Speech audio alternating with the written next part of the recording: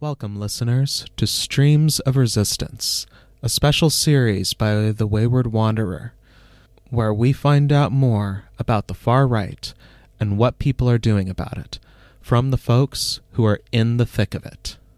Welcome to Part 1, where we kick off this series with an overview on the far right today, the anti-fascists who oppose them, where this might end up going in 2023, and what you can do about it. A number of places, NBC News, Jewish Currents, Al Jazeera, Daily Beast. I'm currently working on a book on anti-Semitism for Melville House Books, and I just released a book, No Pasaran, which both of these great folks are in, that collects writings on the history and theory of anti-fascism. What are some major developments you have both seen unfold in the far right over the course of 2022? I think, so one of the most central ones is the decline of the alt-right, and this has really profound implications for how this plays out. The alt-right really brought in a couple of not new dynamics. They were pre-existing, but brought them to predominance. So one being a pseudo-academic posture, academic conferences, journals, a certain kind of philosophical discourse. So they try and place themselves in a lineage of existing recognized philosophy. So conservative revolutionary politics, the European New Right, they want to be a part of that sequence that gives them a certain legitimacy and permanence to their politics. That's one component of it. Another component is pseudoscientific race science stuff. So it used to be called race realism. Now it's generally called human biodiversity or human biological diversity.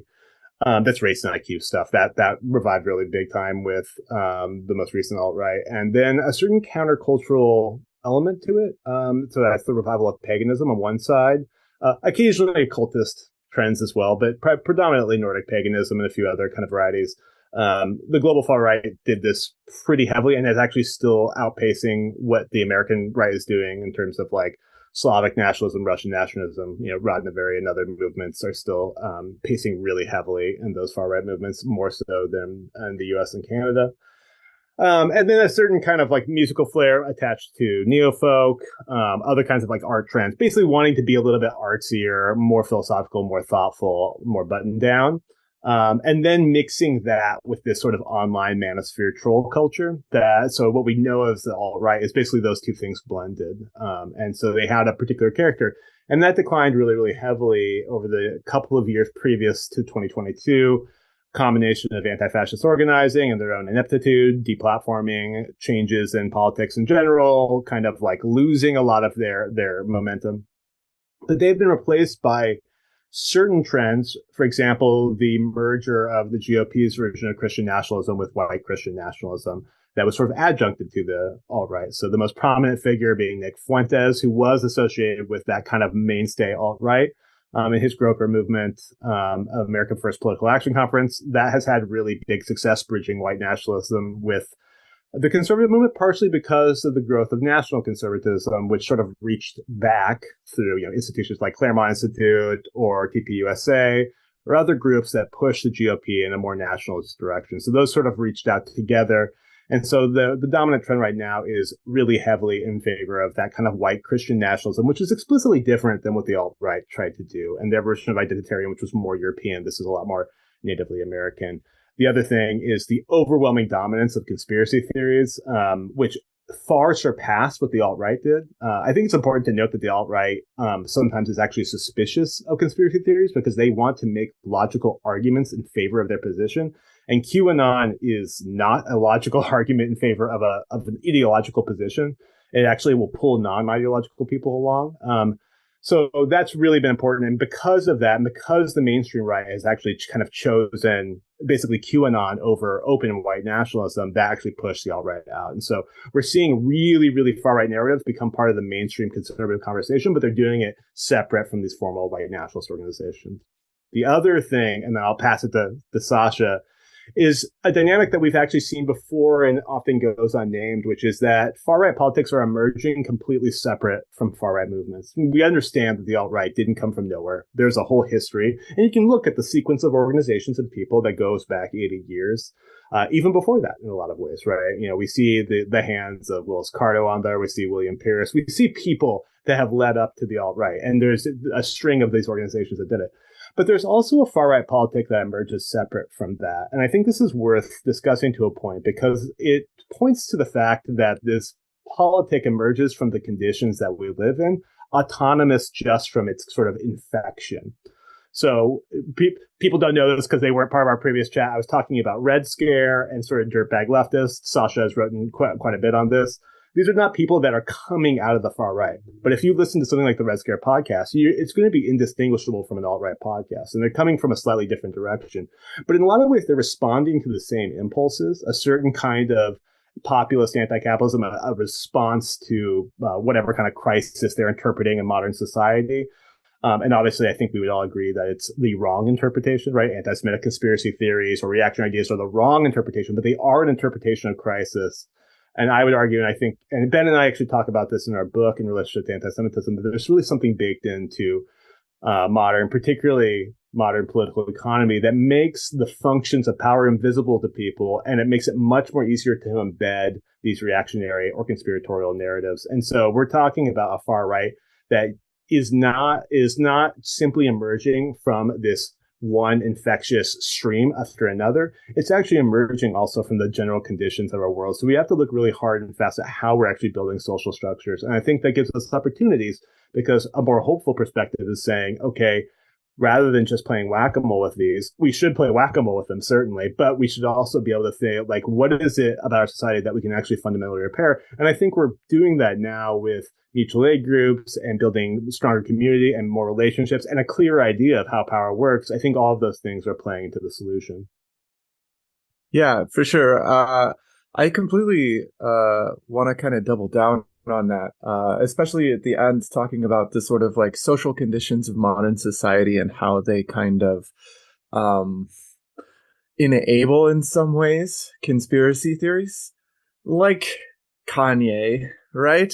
I mean, we kind of have to talk about that. If we're talking about the right wing and a massive turn in 2022, the thing that just jumps out at me, the epicenter is really Kanye and Twitter, right? And the reason is you can't necessarily, or at least the media has struggled with putting their finger on Kanye and on the Tesla guy and saying, these guys are right wing. Like, this is a far right wing situation. And part of that is because they've been able to, Elon and Kanye have been able to embed themselves so deeply and thoroughly in a depoliticized pop culture that calling them political feels like a step too far, right? And I feel like that's, in a sense, part of a crisis within mass media and mass culture and pop culture, where you have this general understanding that we need an area of depoliticization where we can kind of try to all get along. And that once existed for sure. Festival culture, all that sort of thing. Birkenstocks. You could be a right winger like Breitbart and wear Birkenstocks and a Hawaiian shirt or whatever, you know? And it kind of got blown apart in the last 5 years. And so nothing is depoliticized anymore. And we kind of have to understand that in order to ensure that mass cultural phenomenon can't be just let off a cliff of fascism and anti-Semitism, which is exactly what you saw in 2022. And it was entirely avoidable when you look at people who had sat down with Kanye and he had been like, oh, yeah, I admire Hitler. Hitler did a lot of great stuff. I mean, say what you will. Yeah, you know, and it's like you could have brought that to people's attention. You could have spared some misery by actually trying to walk this mass phenomenon back. And they didn't. People who had the chance did not do that until it was way too late, right? Mm-hmm. And the other phenomenon, I think that we all kind of were glued to our screens looking at was this decline into the hatred of drag queens that suddenly erupted on the far right. And this was tied to conspiracy theories and anti-Semitic conspiracy theories, and it's also tied to general homophobia. But really what it is the anti-socialism that's at the core. I was reading a piece in, and I forgot her name, which is terrible, but a piece in the New York Review of Books recently, and it was about Christian nationalism by a very, very good scholar. And she was mentioning, like, you would think Christian nationalism has as its immediate enemy, Muslims or something like that. But it's actually the left. And these kind of feuds against Drag Queen Story Hour and CRT, these are ways of labeling the left-wing enemy as pedophiles, right? As racial provocateurs, as all those things that are scary to middle-class white people, right? And so by kind of unleashing the floodgates of accusations of being a groomer against everybody who, Chris Rufio disagrees with or whatever, they're able to actually mimic an illiberal phenomenon that was prominent in Eastern Europe about 10 years ago, where the more that, enemies of oligarchs and the far right were smeared as groomers, exactly in this way, as pedophiles, the more that the right wing was able to assert itself, especially in the rural publics, as a sort of salvation from corruption, right? And, so I think, we're obviously seeing some conflicts in the right wing with DeSantis coming up against Trump. So a lot of this is DeSantis kind of, entrenching himself in the far right in his own authoritarian and illiberal way, which is a little bit in contradistinction to Trump, who had the whole Twinks for Trump type of situation. And again, like Shane was saying, we're seeing a departure from the more savvy alt-right media sphere, which manipulates liberalism into a right-wing kind of derivation. Derivation, is that even a word? A mutation. And we're seeing the hard right now kind of taking over with Christian nationalism, trying to take Marjorie Taylor Greene seriously, for example. Did everybody kind of watch this process happening? It's wild.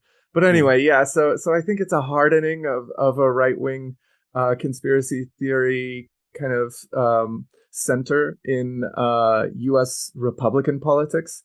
And it has deep roots spreading in social media, which is a fascinating thing to observe.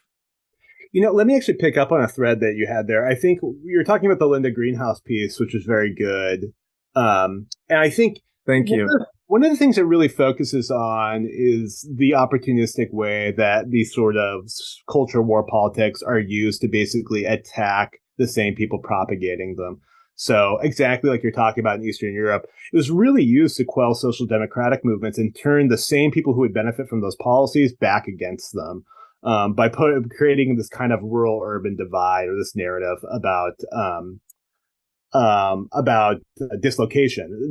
In this case, being cultural dislocation. So people are essentially, in the same way that we might use the term wages for whiteness, they're willing to give up their economic benefit for these sort of like cultural battles. And it always has played out that way. And that's why I think it's so important to talk about really critically about these sort of populist narratives, because they are functionally destroying their own ability to make the kind of gains they actually kind of claim to be initiating, or actually may even be initiating their energy. This gets to another interesting phenomenon, and it takes me back to a piece that Dan Berger wrote in 2016. And we talk about this, Ben and I talk about this in the book, because I think it's just a really erudite, it's a very deep kind of observation, which is that anti-Semitism was really central to Trump's rhetoric and logic, but it was used against non-Jews primarily. And actually, what we're starting to see is the strange participation of marginalized people in their own sort of nationalist politics that they are essentially the targets of, or at least one of the targets of. So we're seeing, for example, who's pushing the largest number of anti-Semitic conspiracy theories right now? Chaya Raichik, right, an Orthodox Jewish woman. We're seeing Kanye ally and say he supports Hitler. But more than that, weeks before that, having the White Lives Matter and the Confederate flag. which people didn't seem to have as much of a panic about. And so they're actually participating. They're not just signal heads, right? There's always been the occasional, for example, BIPOC person that for some reason allied with like the National Socialist Movement or something. It's very, very, very rare, but it has happened. This is a little bit different where people are actually taking leadership roles in that. So let's think about, like, for example, Chaya Raichek and the pushing of these sort of, as Sasha talked about, these obsessive anti-drag queen, anti-trans healthcare things. There was nearly 40 bills in the first 3 months of 2022 pushing anti-trans kind of policies, almost all of which employed anti-Semitic conspiracy theories in the bill's text themselves. You can actually look at them. More than that, also claiming to have the authority of religion, which again gets back to that Christian nationalist piece, whose religion are we talking about? So we're seeing that kind of recuperation where people are actually being pulled into these politics, even while they're the recipient of the pain that they cause. And so I think it's interesting to think a little bit about what causes that, because I think in a certain sense, people are being invited to take part in their own oppression as a weapon against other folks, So for example, if Tablet Magazine publishes an anti-Semitic conspiracy piece that targets trans people, someone somewhere is making the calculation that the targeting of trans people, or the threat that trans people, quote unquote, proposed to Western society is so severe that they'll take the hit. They'll accept the threat presented by that anti-Semitic conspiracy theory. So I think this is part of this strange process. And it's one that a lot of, for example, Jewish organizations, far-right Jewish organizations, have had a really rapid sort of adaptation to. It's why, for example, it doesn't really matter how many anti-Semitic conspiracy theories a lot of these figures like Trump put out, the Zionist Organization of America is still going to support them, and maybe do it so enthusiastically. Or you're going to see, some Jewish political folks, using the three parentheses when talking to liberal Jews, that kind of thing. But this is happening not just around Jewish issues, it's happening all over the place. And so I think we're seeing a pretty frenetic, dislocated far right. And it's unclear, I think, exactly how that will shape up in advance of the election. Yep. One thing I'd like to dig into a little bit more, as you both mentioned this, in describing the shift in the far right as it stands, is this difference between what we saw with like the alt-right of trying to present themselves as logical and respectable and capable of holding its own in like an empirical argument, to a much more conspiracist kind of direction. How has that been manifesting in terms of the ways that the far right and far right actors have been responding to developments in the world? You want to launch in this, Sasha? You want me to launch in on it? I don't know. It's a good one. I mean, I think that one thing for sure is that 2022 saw the rise of the far right in Italy and Sweden in a way that's a little bit terrifying, right? Yeah. Because Meloni is very mercurial. Mm-hmm. She she comes out of the fascist movement. And she says things that are, wow, that was fascist. Like, this person, obviously has that going on.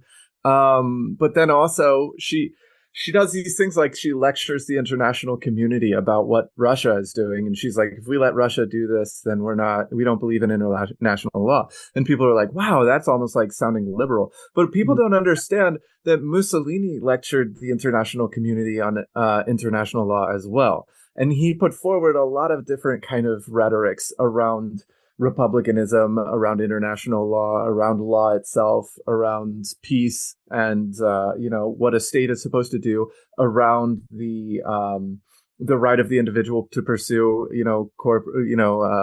businesses and stuff like that. So in a way, I feel like people aren't necessarily prepared for the full suite of fascist rhetoric. And I think that that's a problem, and it's also a big challenge as we watch Meloni and the Ignazio La Russa, the president of the Italian Senate, who was physically engaged in the years of lead violence on the fascist side in the 1970s. So, as we watch these people sort of spread kind of half-baked far-right ideology, it becomes very concerning as to where this is going, right? And I think the same thing with Sweden. It's like, oh, everybody wants to look at these like Scandinavian, socialist models, social democracy in Scandinavia, and it's like Sweden just like turns hard to this, group that has one foot in fascism and the other foot in the radical right, and it's like, well, that was fun. Oh crap! So yeah, I think that it shows the fragility of democratic processes in Europe, and that has a lot of concerning potential when we look at the United States. Of course, you could say, oh, maybe these movements are still in the sort of wake of Trump. And those waves will die out, and eventually those groups will kind of sink back down. But I don't think that it would be smart to make that bet. And then lastly, I would just say with Russia, it's clear you can see a lot of split over Ukraine, which is kind of an interesting thing to monitor as well. You can see the America First caucus trying to go over Trump in a sense and oppose more arms to Ukraine, and then Trump trying to catch up by saying if it was him, it never would have happened, or it would have been over already, or it would be over in like a couple of weeks or something like that. And so you have all of this jockeying over, who would do a better job while the bombs fall. Mm-hmm. Yeah, I think, with your question, Ryan, it sort of reminds me of a conversation I had with Brendan O'Connor when he wrote his book, Blood Red Lines. And I was talking with him and asking about conspiracy theories. And he made this comment that was sort of passing, but it stuck with me, which was like that he doesn't feel like anyone had really hammered what's going down with conspiracy theories and how it relates to the idea of false consciousness. Like, how are those two things different? When you look at the alt-right and QAnon as two separate phenomenon, and they are separate phenomenon, they both rely on a certain conspiracism, right? Like the idea that there's race differences in IQ is a conspiracy theory. You'd have to like ignore mountains of evidence and have like some belief for why that, your secret evidence has been, collected, convert, but it's different. It has a different character to it. So I think we're talking about uneven sorts of misinformation or, quote unquote forbidden knowledge. There's different types that are kind of predominating. I think that in the American public, it's easier to have a depoliticized, and I say that in big quotes, depoliticized conspiracy theory like QAnon. So, for example, if QAnon turned out to be true, you, me, and everybody else should be very up in arms if there was a cabal of people sacrificing children, right? That's pretty depoliticized, right? Like that would be a really frightening thing. So I think that has the ability of creating a certain unity because it sort of breaks down people's ideological barriers a little bit more. So I know a lot of people who grew up kind of liberal, maybe don't have the best access to, issues, are getting bad information from anti-trafficking organizations, basically have started to pick up on this. And that access to that conspiracy comes in a depoliticized way, but then that process politicizes them. So I think this is actually, in a way, a kind of mass recruitment strategy for the right. And it's incredibly useful because you don't actually have to present ideological arguments. You have to prove evidence. We're not talking about policy.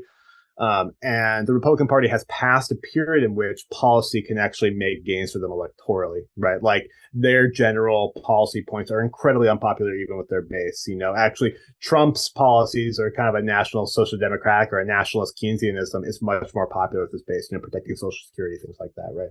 He does not want to block grant Medicaid. So I think like that has the ability of adding the coherence to a Republican Party or a conservative movement in general that doesn't have the capacity to pull from the working class anymore.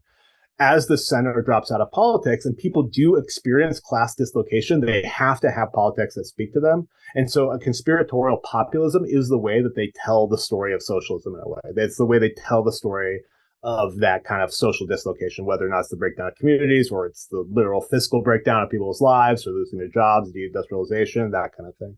So I think that's part of how that's going to maintain itself. I think on the international scale, like Sasha was talking about, I think that we're continuing an upsurge. I don't think we're in the tailwind of Trump. I think, if anything, it was the other direction. And we're seeing a certain level of coordination. And I actually think Europe is, in a way, leading the US. I think the fact that CPAC held a Hungarian conference was really meaningful because they do see, for example, Viktor Orban's Hungary, which is a really crystallized form of what we were just talking about, basically populism without content, reactionary politics used as a way of crushing social services and things like that. That's incredibly attractive, and that's the model they want to go in. And actually, the areas that have had the biggest right-wing electoral successes the last few years have not been the moderate right. We're talking about Swedish Democrats, right? We're talking about Itamar Ben-Gvir in Israel. We're talking about the power of the settlement movement. And remember that these are also transnational movements, right? So Likud is working across Europe to build alliances. Again, in a weird way, like we were just talking about, they're ignoring anti-Semitic politics and when it's opportunistic, but they're working in Hungary and Poland, and there's obviously connections with the AfD and things like that. So they are moving internationally, and they're seeing themselves in an international movement. And so I think even if the U.S. is actually uneven in that relationship at the moment, partially that's because of the way the GOP has functioned. But I also think that there's no reason to believe that they're not kind of regaining that speed. Trump is a particular character. The post-Trump kind of MAGA right works a little bit differently, and they also work a little differently than the European Populist Party. So I think we should start to look at what the global rise of the right does as a whole, because that's going to influence the way that people think about these politics here. Because again, same conditions cross borders, the same economic precarity, impending ecological crisis, the same things are pushing that here. And if they're building up that base, even if they weren't literally coming into the U.S. and organizing, which they are, Israeli politicians or European politicians come to the U.S. and actually engage in organizing work, even if they didn't, they are changing the general understanding of how these issues work, and that's going to have an effect on the American electoral consciousness. Yeah, and I just want to jump on that real quick, because thinking about these in transnational ways as systems is really interesting. And I'm talking about conspiracy theories, because you can see how they kind of have the same function in different areas. And I don't even really want to get too into the Reichsbürger people in Germany. This is the most obvious example, trying to do their own coup with their own out aristocracy guy, who's a pretender to the German crown that doesn't exist, and they are full on sort of weird sovereign citizen type cranks who believe that Germany needs to get rid of what they think is a financial contract instead of an actual constitution or something like that the NATO kind of swindled them on. It's a really stupid and weird kind of ideology. And that's kind of why I want to skip over them, except to note that their conspiracy theory structure is very close and similar to ours. And then what I really want to look at is Italy, because the Fratelli d'Italia, actually, the centrodestra that they represented, this is center-right, supposedly, swept into power despite the complete disgrace of Lega, who were exposed trying to work out some corrupt dealing with Russia, quite literally, swapping political favors for oil. And they returned to prominence because of what I kind of think of as a kind of a negative autonomism or a reactionary autonomism related to COVID denial. Because there were serious labor issues around the way that the state handled COVID all over the world. There's no doubt about that. And there were genuine efforts to improve labor standards, including health standards, by workers. Particularly if you look in Italy, there were dock workers who had real, complaints and concerns and things like that. And fascists, the Fratelli d'Italia, they jumped on those and said, this is going to really mess with the liberals who are in charge and the technocrats, which they were, right? Technocracy is not popular. And so they used those kind of autonomous manifestations in order to gain hegemony and popularity among dissidents in the public, right? And you saw Forza Nuova people who were tailing on a big COVID protest and then attacked the labor union, right? And this was like a major incident. You didn't see, fascists attacking labor union headquarters in broad daylight in an Italian city. It was wild. But the COVID protest gave them an opportunity to do that. And I think that's also kind of an issue of like where we're at in terms of like political and social and economic resilience to a period that still has a long tail. Let's put it that way. And the conspiracy theories that we're able to engender during those protests and situations have created a kind of a buttress for a whole new level of political organizing in the far right. How has the anti-fascist movement responded to these developments? Generally speaking, so for any listeners who are especially new, no, there is no Antifa Central. George Soros is not paying us, etc., etc. The organized anti-fascist movement, in as much as there is currently one, and there's anti-fascist organizations, but there's also the left in general that engages in all kinds of different activities, some of which could be called anti-fascist, some of which could be, called mutual aid or whatever they are. I think there's a focus on where the most pressing violent threat has been, and that's been drag queen story hour, public LGBTQ events, family events, trans healthcare facilities, and religious institutions that are targeted. And so I think people are kind of figuring those out. There has been a sort of decline, probably temporarily, in a lot of these like public Proud Boy led confrontational street actions that, Sasha and I both covered many, many, many times. There has been a decline that I think COVID had a role in that, but also like things have kind of shifted. There's a sort of post-Roe sensibility on the right that wants to shift the energy they used to focus on abortion, on trans healthcare specifically, and then these drag queen story hours. So I think people are focused on those sorts of events. And I think also because of the personality of those and who's involved, there's a lot more focus on getting families involved and having kind of a family-based activist culture and that kind of thing.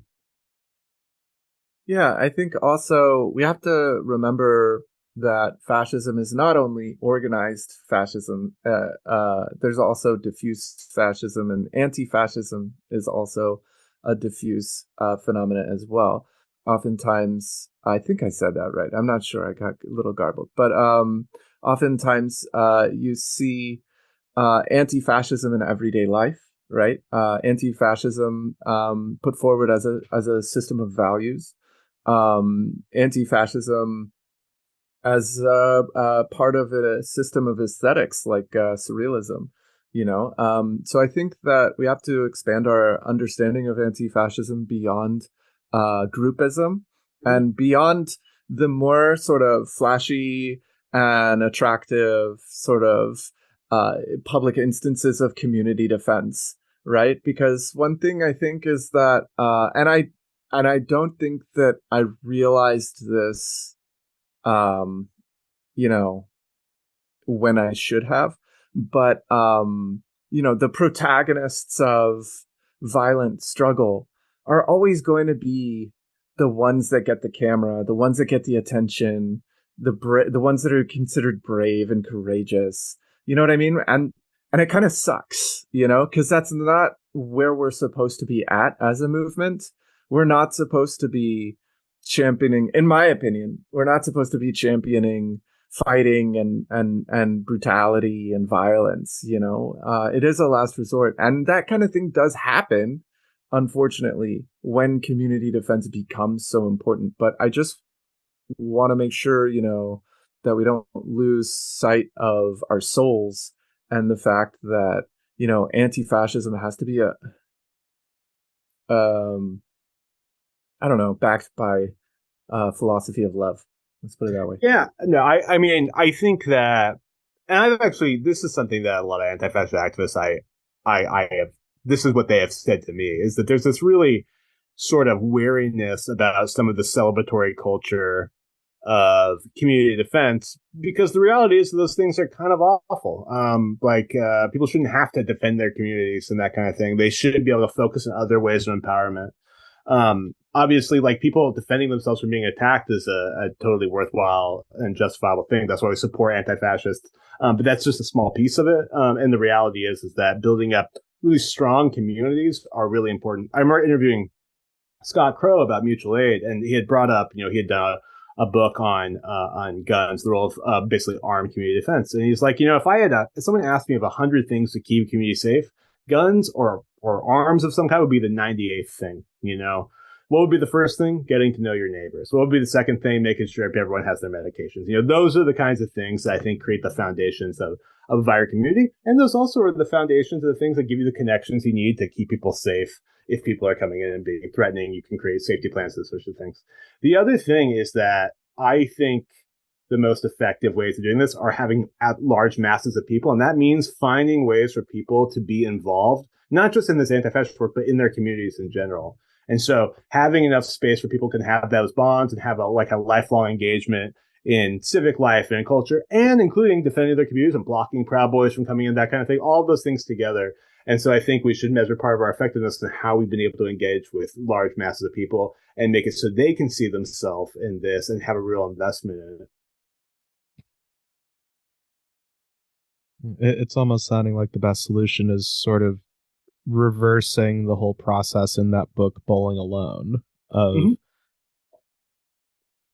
I mean, absolutely. Yeah. I mean, if we do not want to have our answers are about building exactly the process that people give, having an invested community, because then they actually have the ability to defend themselves. People who are not connected with community or don't have those people to court on, those are people who actually are made most unsafe by the far right, and all kinds of conditions. They're also the same folks oftentimes that are most easily to be recruited in. So I think having that base is really important. And another project I've worked on some of the history of anti-fascism, I looked at the idea of popular struggle. What would it mean? Was there such a thing as anti-fascist populism? And I looked at a few groups. I looked at the Anti-Nazi League. I looked at the John Brown Anti-Klan Committee and Pop Mob. So 3 different groups, 3 different period of time, 3 different people, 3 different good things, 3 different bad things, right? Like, they did things completely different. But what the Anti-Nazi League was able to do is bring out, over 100,000 people to these giant demonstrations to shut down the progress of the National Front, but also to raise the consciousness of what the National Front actually was, and that these were actually Nazis, and they were engaged in Nazi politics, which was not understood actually generally. So but they got everyone involved because they had different kinds of groups. So there was gays against fascists. There was musicians against that. So there was obviously Rock Against Racism was a big part of it. So everyone had a place where they could do their kind of thing. And that brought people out in huge numbers. And actually, if you want to talk about community sense, we're talking about largely nonviolent actions, because when you have 100,000 people, that is the tactic, right? Like, that just blocks the National Front can't actually come into the neighborhood. So that's one model. And that was the way that Pop Mob really approached it. And I think when talking to John Brown and the Klan Committee members, they talk a lot about, if they had any regrets about it, it wasn't engaging with the mass public enough and talking to them and giving them invested and getting them involved. And so I think that's how you measure that effectiveness. Are you getting people involved in it? Are you able to create a strategy that's about mass community engagement? Because hopefully that's the first step to someone being engaged in all kinds of things that make the community better. Yeah. I'm Shane's hype man. I'm like, yeah. I'm gonna wear a big clock next time. If you invite me back.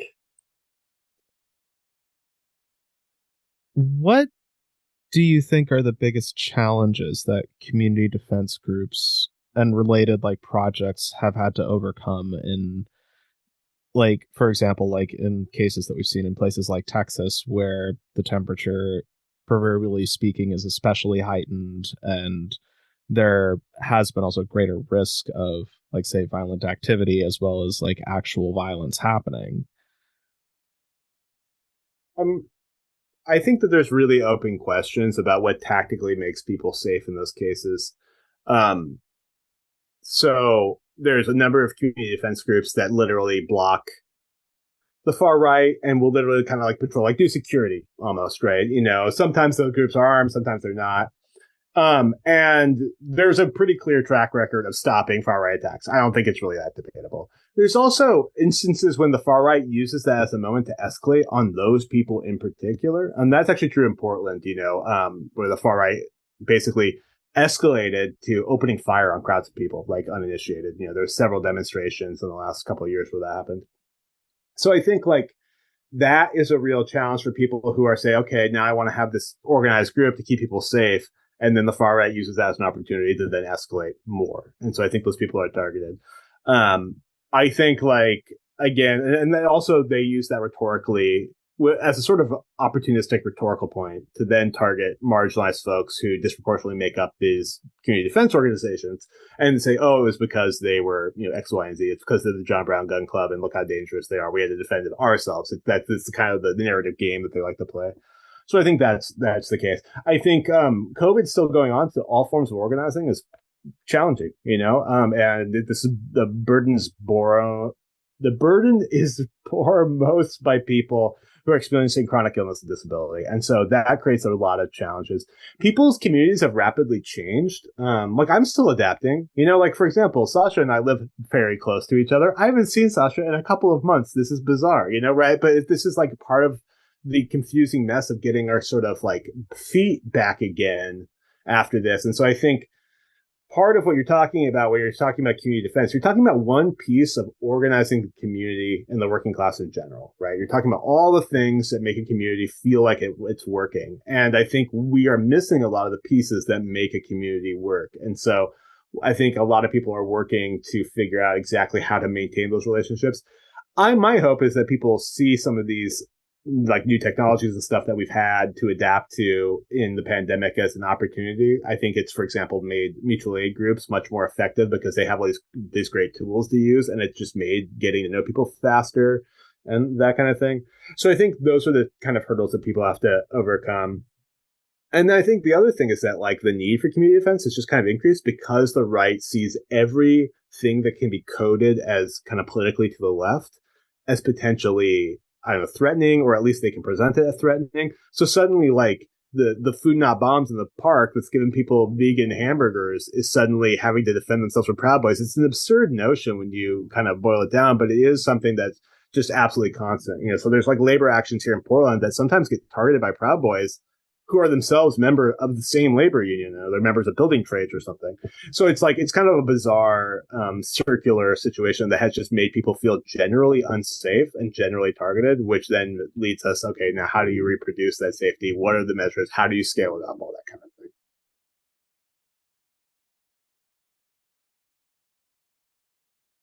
I'm just looking up the Cliff's Notes for Bowling Alone, so... That's where Bowling for Columbine got his name, right? Yeah, it seems like a really good book. I think so. Yeah, for the folks that are not elder millennials and were not around for when this came out. I was around, I swear. I'm thinking more like... I mean, were we in high school when that came out, Sasha? Yeah, it was 2001, so I was just headed into my first year at college. If I remember the theory, the thesis of Bowling Alone, it was just that the sort of recession of community institutions has made people feel really dislocated. I think that's personally really an important point. Like I'm engaged in synagogue life, which is not something people generally don't have a lot of this, right? They don't have a lot of churches. They don't, they're not members of the Lions Club. They don't do a lot of these sort of like non-economic ways of relating, and the dislocation of that has been really traumatic for a lot of people. And the hope is that this process of organizing the community can act as a bit of that. I don't think it can replace all of it. I think people still need to find some sort of like para-political or non-political spaces that fit them really well, because that's also really important. But I think that's part of what people are looking for and what creates the stability in a community. And it's, for example, why a synagogue safety group is such an effective community defense group, because they're based on strong relationships, a real plan, they know their space, they do all these sorts of things And it looks differently than you might think of when you say community self-defense, but it is functionally that. Yeah. And I also, it's something like I think about like people like Andrew Tate and the like Hustler University. A lot of that kind of stuff is trying to sort of grift off of people's need to belong. Like now I'm in a Discord server with like millionaires who are like telling me like how to like, you know, exploit my cousin or whatever. It's like And also telling you how to be happy. I mean, that's a a virtual community, yeah. virtual feeling of belonging, virtual feeling of success, the men's groups, men's rights, all that kind of stuff. It's all like you're the victim here and the women are, exploiting you and or just like harming you. And yeah, it's a part of that also entrepreneurial obsession that the right has about self-responsibility, which never quite makes it out the door before blaming 100 victims for one's own failure to become a billionaire overnight. So you see this like with Elon Musk's fanboys and the crypto crowd, which has diminished a lot since the crash. But at one point was like a very, I don't want to say convincing, but aggressive sort of online community. So yeah, I think like the need to foster like generative communities, communities of belonging and understanding, genuine empathy, and not blaming, other people for things, but understanding the way that systems work and trying to develop alternative systems. Mm-hmm. I think that those are probably the best ways of spending time these days. And unfortunately, like Shane, you can't do it enough, I guess. You know, I think Wolves of Vinland is another example of this. And part of their appeal is that they create really strong relationships, right? Like they require each other to have an interaction that most people unfortunately don't have. But the answer to that is easy. You can do that without the other stuff. Like you can actually have like, if you want to have like an earth-based religion where you have each other's backs and you're really involved in each other's lives, you can do that, there's nothing kind of stopping you from doing that. And I think like the more that we're able to build those sorts of bonds, this is sort of on my mind because there was just the Paul Wagner just put out a video about this Vice thing I was in, and I was very upset that we were saying such mean things about all he's building. And the reality is, I was like, look, that the building of community is something anyone can do. What's actually happening here isn't that. It's that they're building it on this sort of quicksand of like, toxic masculinity and white identity and that kind of thing. And so I think the answer in a lot of these ways is to look at exactly the blank spot that these movements pull from and exactly the place that pulls people into that kind of logic and to give them real profound answers. Yeah. What do you both expect to see from fascists and the far right in the coming year, especially since we've seen things like the failure of the Reichsbürger coup plot, which I will never stop being entertained by, that the guy who led that was Prince Heinrich the 13th, the most like Saturday morning cartoon villain name ever. And also like the similar like attempt in Brazil and the failure of the prophesied red wave to materialize. Like, are they looking like they're going to be going more with, legitimate institutions that have actually given them a lot of gains over the last couple of years? Are they going to be going outside of that, or something we completely outside of the box that no one can see coming? I think that the Republicans in Congress, at least, are going to spend a lot of time on really futile media circuses. Like right now, they're trying to take some communications company to task for banning Newsmax, and it's like you can't like force people to carry your like crazy right-wing hysteria channel. It's like it's not it's like, oh, a big investigation, congressional investigation.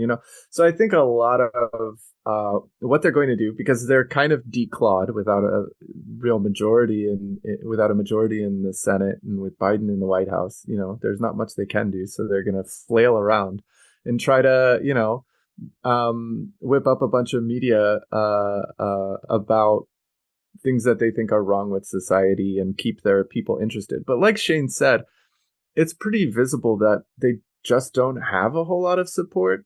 And the DeSantis Trump battle could really be bloody, could get pretty bloody. At the same time, you can't, really trust the Democrats to pull it out in 2024, because the composition of the electoral map is different, so that could get pretty grisly as well. So it's kind of like a lot of things are up in the air, and there's a lot of moving pieces. The far right street level are still coming out to the drag queen story hours. That I monitor this stuff, and they're still coming out. They don't seem particularly deterred by the sedition convictions of the Oath Keepers, and the Proud Boys. The Proud Boys are on trial right now for the same charges, and so if they get convicted, I think it would be a victory for the institutional structures of democracy, but it wouldn't necessarily be a street level victory for anti-fascists, because it could make them. It could just sort of whack the beehive, So I by no means think it would be better if they got off scot-free and were not convicted at all. I think that would be bad. But I think that a conviction might mean more intense violence. So we have to keep an eye on that. As far as Fuentes, and the Christian nationalists, they've got a huge boost. They've got a huge boost with Musk, who's sort of driving Twitter straight into the gutter.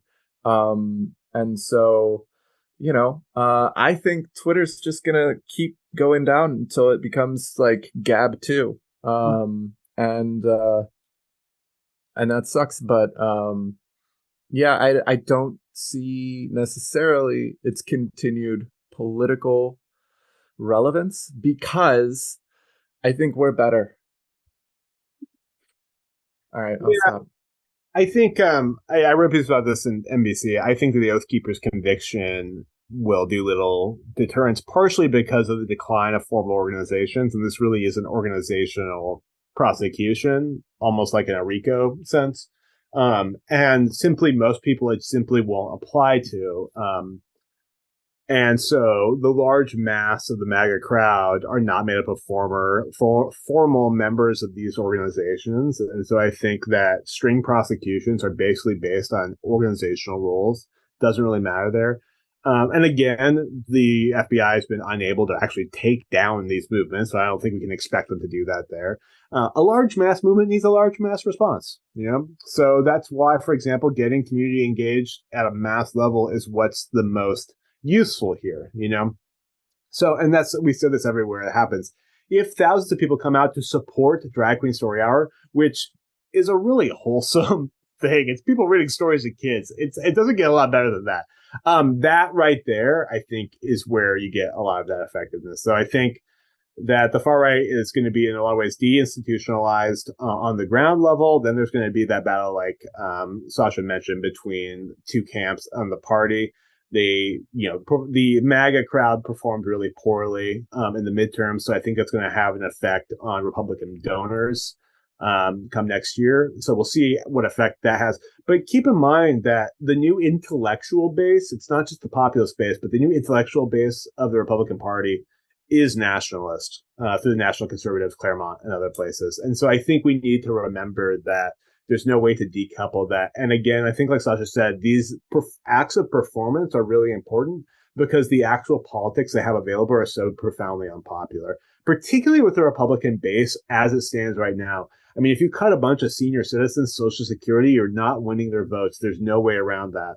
So I think instead what they'll do is they'll create a trenchant threat in the form of demonized trans folks and pregnant women and whoever else, undocumented immigrants, that kind of thing. And then they'll try and solve that problem they've created. And that's sort of how their model of doing things. And then going forward, they're going to try and create a certain kind of economic stimulus with nationalist policies that will, again, bring in not just the economic nationalism, but the civic, cultural, and racial nationalism too. So I think that's the model going forward. And we're going to see that play out not just this next year, but we're going to see it play out over the next 15 or 20 years. Whether or not Fuentes can survive, I think eventually he probably will be replaced by another person that is able to bridge that gap, because there's a consistent history throughout the history of the American far right of peaks and troughs of the connectedness that they need to the mainstream conservative movement. And there's been some great new scholarship, John S. Huntington, some other folks, about how the conservatives have always actually relied ideologically on the far right, at least the radical right that shares some of their basic assumptions. There's not as much division between them as people would assume. And so it really depends on which version of the far right is most able to sort of manipulate or build bridges with the institutional right. And right now that's Fuentes, but again, it could be somebody else in a few years.